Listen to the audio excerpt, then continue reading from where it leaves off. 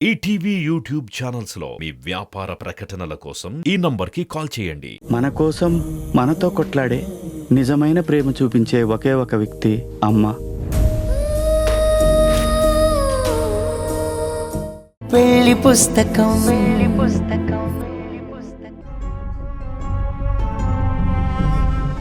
అమ్మా నిహారిక.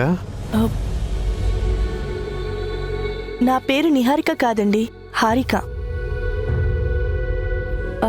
ఇంతకీ మీరు? నా పేరు హరిప్రసాద్ అమ్మా. నిహారిక గ్రూప్ ఆఫ్ కన్స్ట్రక్షన్స్కి చైర్మన్ని. నిహారిక గ్రూపా? అంటే మీకు నిహారిక ఎవరో తెలుసా? తను నా కూతురేనమ్మా.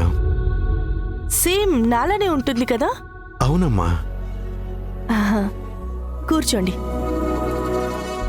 అక్క, కొంచెం వాటర్ తీసుకురావా? మా పేర్లు సిమిలర్గా ఉండటం, ఫేస్ కూడా ఒకేలా ఉండటంతో చాలా మంది నన్ను నిహారిక అనే అనుకుంటున్నారు. అందరికీ ఎక్స్ప్లెయిన్ చేయడం పెద్ద టాస్క్ అయిపోయింది.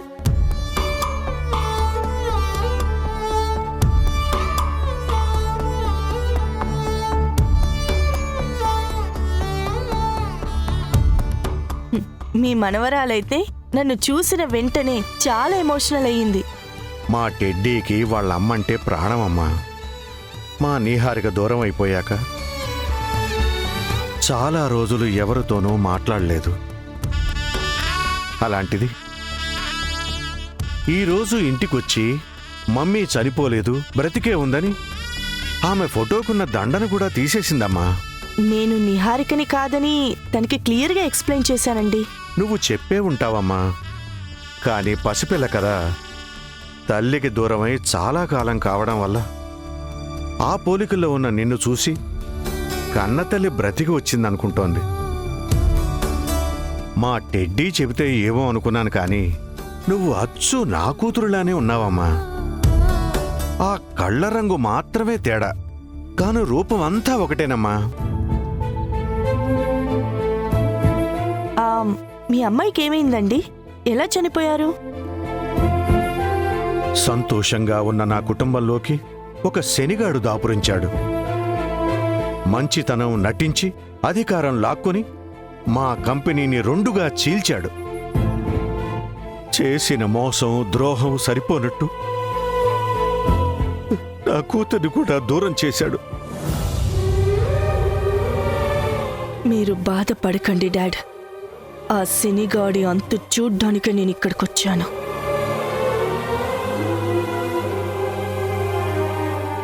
మీ అమ్మాయిని గుర్తు చేసి బాధ పెట్టినందుకు నన్ను క్షమించండి. తనని మర్చిపోతేనే కదమ్మా గుర్తు చేయడానికి. ఇన్ని రోజులు నా ఆలోచనలోనే ఉండేది, ఇప్పుడు నా కళ్ళెదురుగా చూస్తున్నట్టుంది. మా టెడ్డీ నిహారిక గురించి చెబితే అది భ్రమ నిజమా అని చూడ్డానికి వచ్చాను. కూతుర్ని చూడాలన్న నా భ్రమ తీరింది. వెళ్ళొస్తానమ్మా. సరేనండి. అయ్యో, నేను ఇస్తానండి.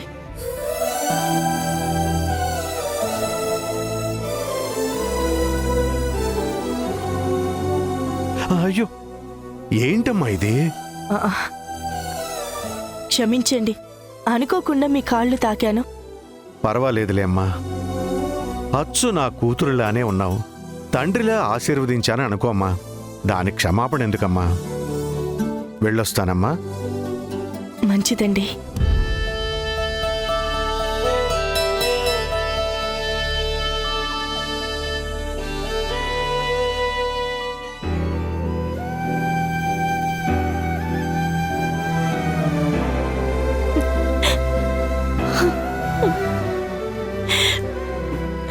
సుగుణక్క, మా డాడీ తను వెళ్ళిపోతున్నాడు. ఆశీర్వదించారు కదమ్మా, ఇక మీదట అంతా మంచి జరుగుతుంది. నువ్వేం బాధపడకు.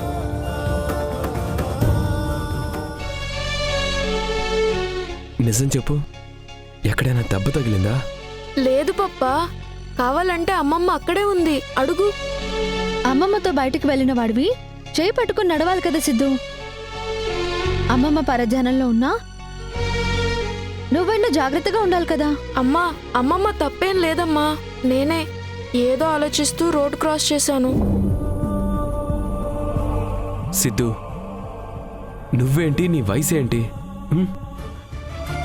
రోడ్డు మీద ఉన్నావు, వెహికల్ స్పీడ్గా వస్తాయన్న సెన్స్ లేకుండా ఆలోచనలేంట్రా? రోడ్ క్రాస్ చేసేటప్పుడు అటు ఇటు చూసుకోవాలి కదా.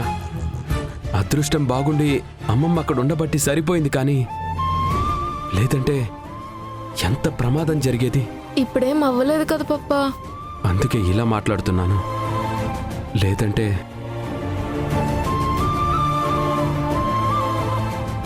రే సిద్ధు, నా ప్రాణాన్ని అడ్డుపెట్టి నిన్ను కాపాడుకుంటానురా.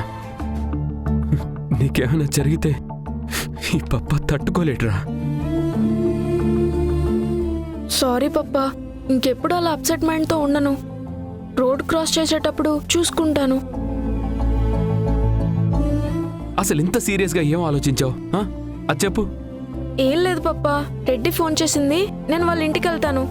బాయ్. అరే సిద్ధు, రే సిద్ధు, జాగ్రత్త.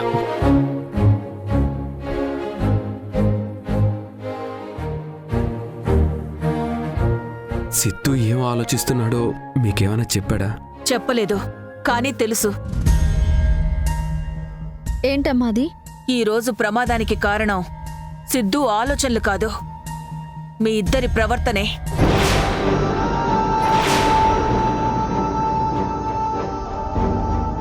మేమేం చేసాం ఆంటీ? ఏం తెలియనట్టు నన్ను అడుగుతారేంటి? ఇన్ని రోజులు నవ్వుతూ సంతోషంగా ఉన్న మీరు చీటికి మాటికి గొడవ పడుతుంటే వాడు బాధపడడా? బుర్ర నిండా ఆలోచనలు పెట్టుకోడా? మీ మనసులో ఏముందో, ఒకరి గురించి ఒకరు ఏమనుకుంటున్నారో తెలియదు, కానీ సిద్ధుకు మాత్రం మీ ఇద్దరికీ పెళ్లి కావాలని బలంగా కోరుకుంటున్నాడు.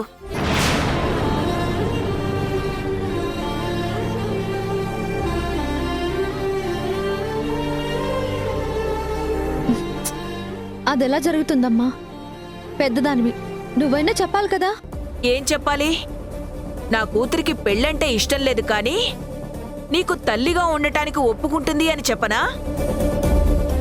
ఈ కుటుంబంతో మనకి ఏ సంబంధం లేదు, అయినా ఈ ఇంట్లో ఉంటున్నావని అనుమానంతో చూసే ప్రతి ఒక్కరికి పిలిచి సమాధానం చెప్పనా? ఆంటీ, ఆల్రెడీ ఈ పెళ్లి డిస్కషన్ ఈ ఇంట్లో వచ్చింది, దానికి సమాధానం కూడా చెప్పాను. మళ్ళీ ఎందుకు దాని గురించి ఇప్పుడు ఎందుకని మాట్లాడుతున్నారో నాకైతే అర్థం కావడం లేదు. ఆంటీ, నేను సాక్షిని ఎప్పుడూ ఆ ఉద్దేశంతో చూడలేదు. నేను బ్రతికున్నంతకాలం ఇలాగే ఒంటరిగా మిగిలిపోతాను తప్ప పెళ్లి చేసుకోను. నందు, నా కూతురు పెళ్లి గురించి నేను మర్చిపోయాను. దాని అభిప్రాయానికి విలువిచ్చాను కాబట్టే పెళ్లి ప్రస్తావన తీసుకురాలేదు. కానీ ఇప్పుడు మీ పెళ్లి కోరుకుంటున్నది సిద్ధు. కోపంతోనో ఆవేశంలోనో ఈ మాటలు నాకు చెప్పగలవు నందు. మరి సిద్ధుకి ఏం చెప్పగలవు? పిల్లల మనసులో ఏదైనా బలంగా ముద్ర పడితే అదే జరగాలని మొండిగా కోరుకుంటారు. మీ పెళ్లి గురించి సిద్ధు మనసులో ఆలోచన కూడా అంతే బలంగా నాటుకుపోయింది. దాన్ని చెరపడం అంత సులువేం కాదు. ఈ సమస్యని ఇద్దరూ కలిసి పరిష్కరించుకుంటారో ఇంకా పెద్దది చేసుకుంటారో మీ ఇష్టం.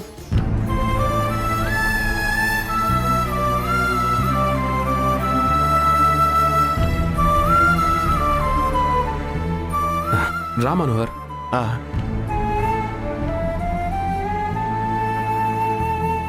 సార్, మల్లెమాల వెంచర్ అడిగారు కదా సార్, తీసుకొచ్చాను.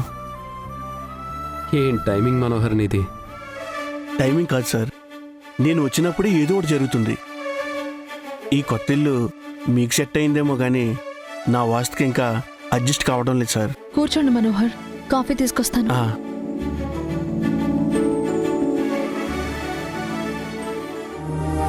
ఎవరూ నా అభిప్రాయాన్ని అర్థం చేసుకోవట్లేదు మనోహర్. అందరూ నాకు నచ్చని పని చేయమని అడిగేవాళ్లే. మీకు చెప్పేటంత వాణ్ణి కాదు కానీ కొన్ని విషయాల్లో మొండితనం మూర్ఖత్వం అంత మంచిది కాదు సార్. సిద్ధు మిమ్మల్ని నోరు తెరిచి ఎప్పుడు ఏది కావాలని అడగడు, నాకు తెలుసు. ఈరోజు కూడా సాక్షి మనతో ఉండాలని కోరుకున్నాడే తప్ప పాపా అమ్మను పెళ్లి చేసుకో అని డైరెక్ట్గా చెప్పలేదు. కానీ మీకు పెళ్ళి అయితే సంతోషపడే మొదటి వ్యక్తి సిద్ధునే సార్. మనోహర్, నీకు ఆల్రెడీ చెప్పాను, మళ్ళీ చెప్తున్నాను. నేను సాక్షిని పెళ్లి చేసుకోలేను, అది జరగదు.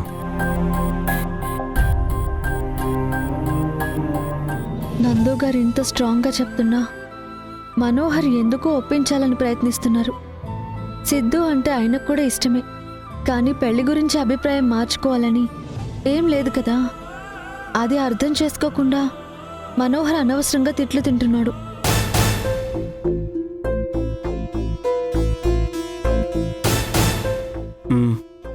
ఓకే సార్, పెళ్లి విషయంలో మీకు నచ్చినట్టే చేయండి. కానీ మీరు ఫైట్ చేసుకోవడం మాత్రం కొంచెం తగ్గించండి. మొత్తానికి మానేస్తే ఇంకా హ్యాపీ.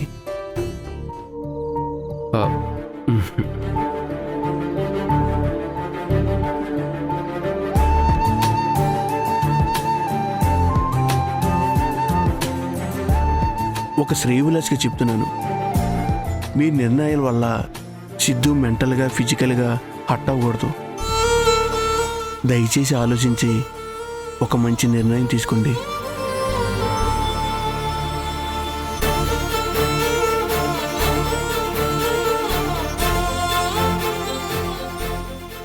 వెళ్ళొస్తాను సార్. వెళ్ళొస్తాం మేడం.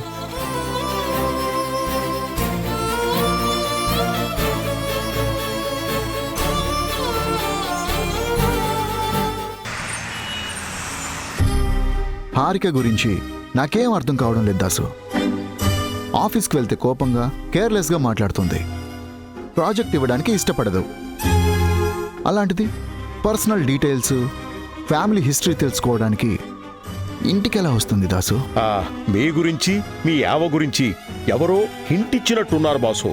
అందుకే ఇంటికి అకస్మాత్తుగా తనిఖీకొచ్చింది. ఏం తనిఖీనో ఏంటో మేనేజ్ చేయడానికి తల ప్రాణం తోక్కొచ్చింది. కానీ దాసు, ద బెస్ట్ పార్ట్ ఏంటంటే హారిక అభిని చూసి పని మనిషి అనుకుంది. అప్పుడు అభిమోహం చూడాలి, కోపంలో బాధ కలిపి కిచిడి అయిపోయింది. బాసు, ఇప్పుడున్న టెన్షన్లు సరిపోనట్టు ఈ కొత్త మ్యాటరు మనకు అవసరమా? ఎవరు? హారికనా? అవును బాసు. అవసరమే దాసు. హారిక ఆస్తి ఎంతో తెలుసా నీకు? తన పేరు మీద ఎన్ని కంపెనీలున్నాయో తెలుసా? అలాంటి దాన్ని గ్రిప్లో పెట్టుకుంటే మనకి తిరిగే ఉండదు. అభిలాష పెళ్లి గోల్ని హ్యాండిల్ చేయడమే మీకు కష్టంగా ఉంది. ఈ టైంలో హారికని గెలకడం అవసరమా? అసలే మొండిగటం అంటున్నారు. ఏదైనా తేడా వస్తే మొదటికే మోసం వస్తుంది కదా బాసు.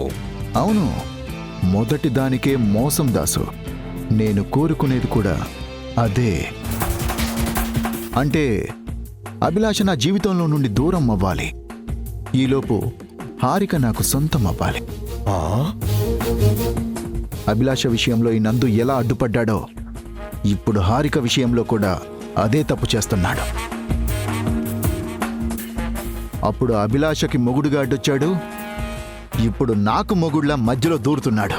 నిన్ను వీడని నీడను నేనే, కలగా మెదిలే కథ నేనే. నీడ కాదు, వాడు పీడ. అభిలాష చీడ. నిన్ను మించిన చీడలు పీడలు ఎక్కడుంటాయి? ఎవరుంటారు? గురువింద గింజవు బాసు నువ్వు. దాసు, ఈరోజు వర్క్ చేసే మూడ్ లేదు నాకు. ఏదైనా క్లబ్కి వెళ్ళి రిలాక్స్ అవ్వాలి. కార్ రెడీ చెయ్యి. అలాగే బాసు. సుగుణక్క, నువ్వు కారులోనే వెయిట్ చేయి, నేను కళ్యాణ్కి చిన్న జలక్కిచ్చొస్తాను.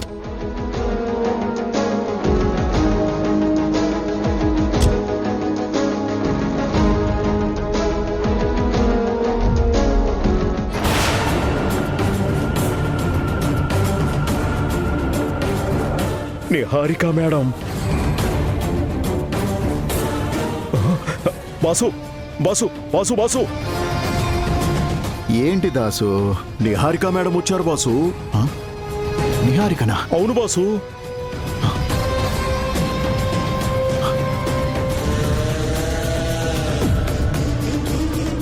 ఆవిడ నిహారిక కాదు దాసు, హారిక.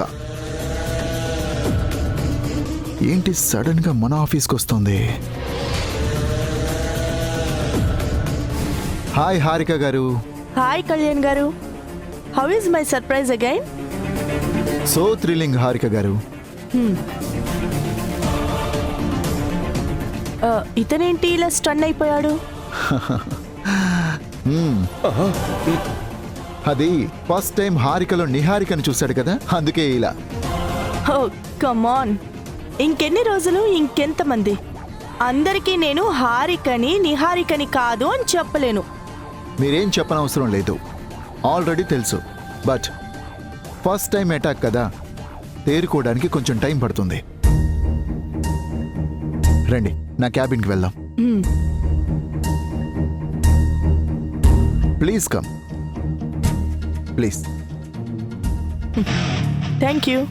ఫ్రీ టైం ఉన్నప్పుడు వస్తానంటే నేను రాను, ఇంట్రెస్ట్ లేదు అని ఫార్మల్గా చెప్పారనుకున్నాను. కానీ నిజంగా వస్తారని ఎక్స్పెక్ట్ చేయలేదు. హారిక అంటే అంతే, మీ ఊహలకి అందదు. ప్లీజ్ కూర్చోండి. ఆ, ఇక్కడ కదా హారిక గారు, ఆ చైర్లో కూర్చోండి. నో, అది మీ చైర్. అలా అనొద్దు హారిక గారు. మిమ్మల్ని బాస్గా స్వీకరించడానికి, మీతో కలిసి పనిచేయడానికి సిద్ధంగా ఉన్నాను. అలాంటిది మీకు నా సీట్ ఇవ్వడం తప్పే కాదు. మీరు ఆలోచించాల్సిన అవసరమే లేదు. కూర్చో అమ్మా. నీలా ఉండే మనిషిని మోసం చేసే మా బాస్ ఆ సీట్ కొట్టాడు. ఇప్పుడు నిన్ను కూర్చోబెడుతున్నాడు. ఏంటి దాసు అలా చూస్తూ నిలబడ్డావు? వెళ్ళి juice, coffee, tea, milk shake, అన్ని వెరైటీస్ ఆఫ్ డ్రింక్స్, స్వీట్స్ తీసుకుంట్రా. Okay boss. వెయిట్, నాకేం అక్కర్లేదు. ఫస్ట్ టైం ఆఫీస్కి వచ్చారు, ఏం వద్దంటే ఎలా? నువ్వు వెళ్ళు దాసు. కళ్యాణ్ గారు, నేను ఏదైనా ఒక్కసారే చెప్తాను. రిపీట్ చేయడం, నేను వద్దన్న విషయం గురించి ఆర్గ్యూ చేయడం నాకు అస్సలు నచ్చదు. ఓకే దాసు, ఎక్కడికి వెళ్ళకు. అలాగే. Okay boss. దాసు బాసు, బాగుంది కాంబినేషన్. నా నమ్మిన బంటు హారిక గారు, ప్లీజ్ కమ్.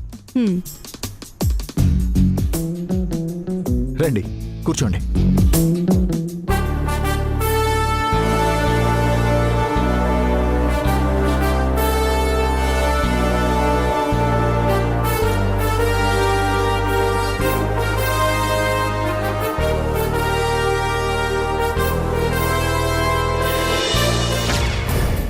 నిహారికని పెళ్లి చేసుకున్నంత మాత్రాన నా జాబ్ మారదు. నేను ఎప్పటికీ అకౌంటెంట్గానే ఉంటాను. ఈ కంపెనీ పట్ల బాధ్యతతోనే వ్యవహరిస్తాను. నన్ను కూలీ, బానిస అని ఎలా అంటావు? ఇంకొక మాట ఎక్కువ మాట్లాడితే ఇంటికొచ్చి కొడతాను. కాల్ కట్ చెయ్. ఏమైంది కళ్యాణ్? ఎవరి మీద సీరియస్ అవుతున్నావు? అది మామయ్య, ఇంతకుముందు మన ఆఫీసులో పనిచేశాడు కదా రాహుల్, వాడు. అతనెందుకు కాల్ చేశాడు? నన్ను ఇరిటేట్ చేయడానికి. నిహారికను పెళ్లి చేసుకున్నావు కదా, కట్నం ఏమైనా తీసుకున్నావా లేక ఇంకా కూలీలానే ఉన్నావా అని చాలా చీప్గా మాట్లాడుతున్నాడు. వాడి నెంబర్ ఇవ్వు కళ్యాణ్, ఇప్పుడే మాట్లాడతాను. కూల్ డౌన్ నిహారిక, ఆవేశపడకు ప్లీజ్. వాడేదో అన్నాడని నువ్వు రియాక్ట్ అవ్వడం ఎందుకు? ఈ కంపెనీ వచ్చిన రోజు నుంచి నా టాలెంట్ చూసి మీరు ఇంప్రెస్ అయ్యారు. ఎవరో అన్నారని కాదు, కానీ ఇప్పుడు ఈ క్షణం నిజంగా నా పేరు మీద కంపెనీ స్టార్ట్ చేస్తే నేను సమర్థవంతంగా నడపగలను. ఆ నమ్మకం నాకన్నా మీకే ఎక్కువ ఉంది. అయినా సరే నేనేం కోరుకోను, కావాలని అడగను. ఎందుకంటే అడగకుండానే నన్ను అల్లుణ్ణి చేసుకున్నారు. అందాల రాశి లాంటి భార్య నా సొంతమైంది. ఇంతకు మించి నాకేం కావాలి మామయ్య? నాలా విశ్వాసంగా పనిచేసేవాడికి పదవి కన్నా పని ముఖ్యం, జీవితం కన్నా బాధ్యత ముఖ్యం. కళ్యాణ్, ఇలాంటి గుణాలు మంచితనం ఉన్న నీకు సరైన పొజిషన్ ఇవ్వడం మాకు ముఖ్యం. ఏ దేవుడు నీ నోటితో అనిపించాడో కానీ త్వరలోనే మన కంపెనీని 2గా మార్చి ఒకదాని బాధ్యత నీకు అప్పగిస్తాను. మామయ్య, ఏంటి మీరు మాట్లాడేది? ఈ కంపెనీని 2గా చీలుస్తారా? వద్దు, నా ప్రాణం ఉండగా అలా జరగడానికి వీల్లేదు.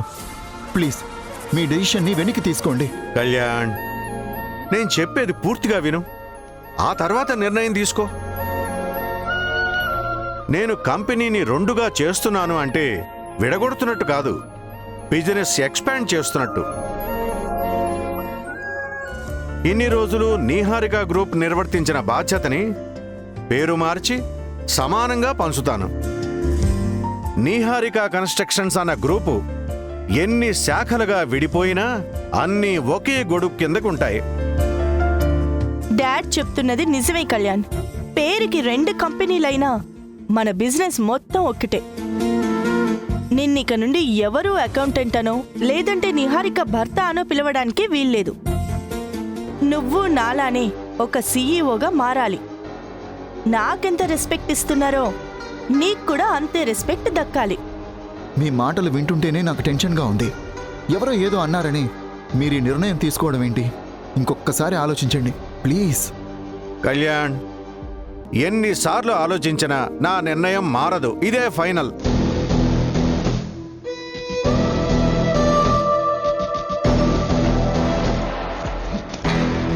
సరే మామయ్య, మీ మాటని నిహారిక మాటని కాదనే అలవాటు నాకు లేదు కాబట్టి తప్పక ఒప్పుకుంటున్నాను. బట్ ఒక్క విషయం మాత్రం గుర్తుపెట్టుకోండి, నేను ఏ పొజిషన్కి వెళ్ళినా ఎప్పటికీ మీ పట్ల విశ్వాసంగా ఉంటాను. మీ కిందే పనిచేయడానికి ఇష్టపడతాను. ఏమైంది హారిక గారు? మీ ప్రొఫైల్లో మీరు అకౌంటెంట్గా కెరీర్ స్టార్ట్ చేశారు అనుంది. అలాంటిది సీఈఓ స్థాయికి ఎలా ఎదిగారు? కళ్యాణ్ కన్స్ట్రక్షన్స్ ఎవరు స్టార్ట్ చేశారు? మీరెవరినైనా మోసం చేశారా? మాయ చేసి వాళ్ళ స్థాయిని లాక్కున్నారా? కమాన్ కళ్యాణ్ గారు, స్పీక్ అవుట్.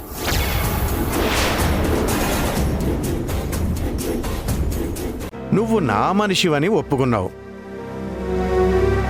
అదే అభిమానంతో ఒక రిక్వెస్ట్ చేస్తాను, కాదనకూడదమ్మా. ఏంటండి అది? రేపు నువ్వు మా ఇంటికి భోజనానికి రావాలమ్మా. ఈటీవీ విన్ యాప్ రోజుకి కేవలం ₹1 మాత్రమే. ఇప్పుడే ఈటీవీ విన్ యాప్ డౌన్లోడ్ చేసి సబ్స్క్రైబ్ చేయండి.